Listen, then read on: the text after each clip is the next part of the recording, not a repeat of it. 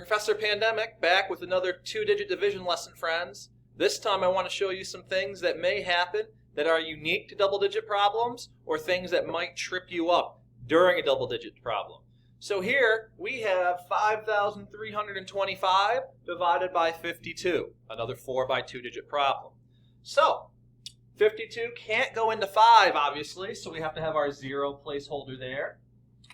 52 and 53 are really close together, so hopefully you can see here without having to estimate that 52 can go into 53 one time, and 1 times 52 is 52. And now what happens here, friends? Obviously, we have a subtraction answer of 1. 1 smaller than 52, and we bring down the 2. But here's where one of those tricks that usually follows up 5th graders happens. 12 is smaller than 52. So right away they see that, and people automatically try to bring down this 5. You don't want to do that because then you might forget and put your last number here, and that's going to leave a blank spot here, and that's going to mess up your problem.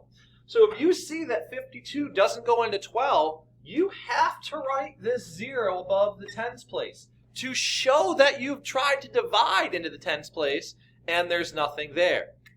Then you can bring down the 5 and continue your division, where if you skip count by 5s into 12, 5, 10, you see you probably are going to want a 2 for this. 2 times 52 is 104.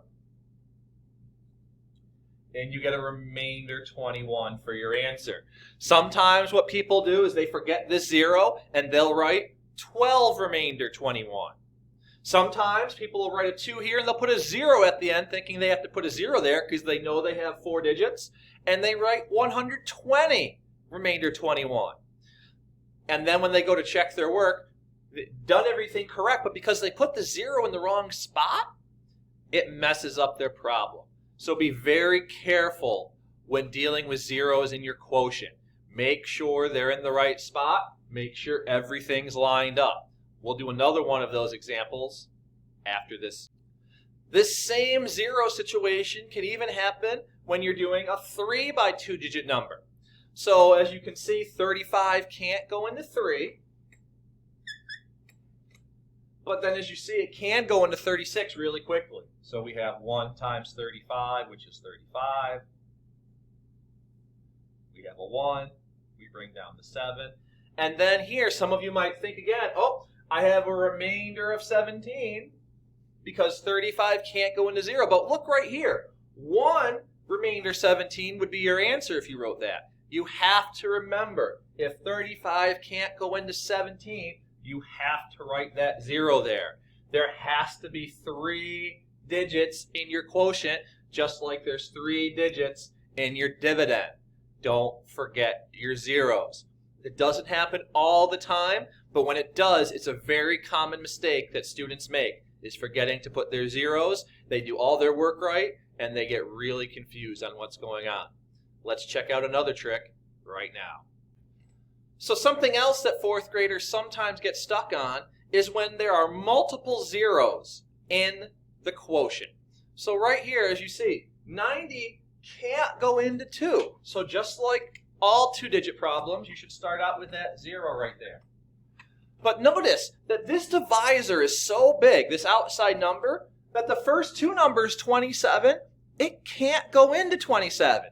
We can't make a group of 90 out of 27.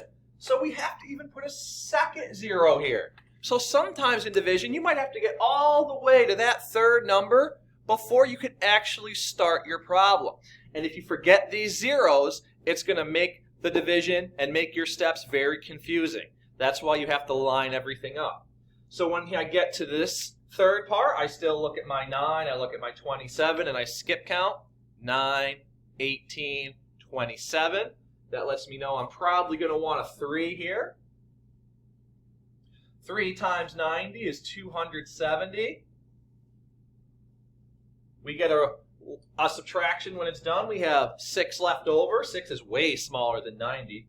So I can bring down my 4. But again, notice 90 can't go into 64. So you just can't write remainder 64 here.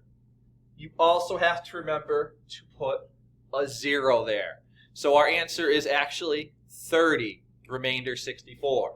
I know using zeros in the quotient can get confusing, but if you make sure you put them down in the right spot and always remember to put them where they need to be, you will be very successful with your division.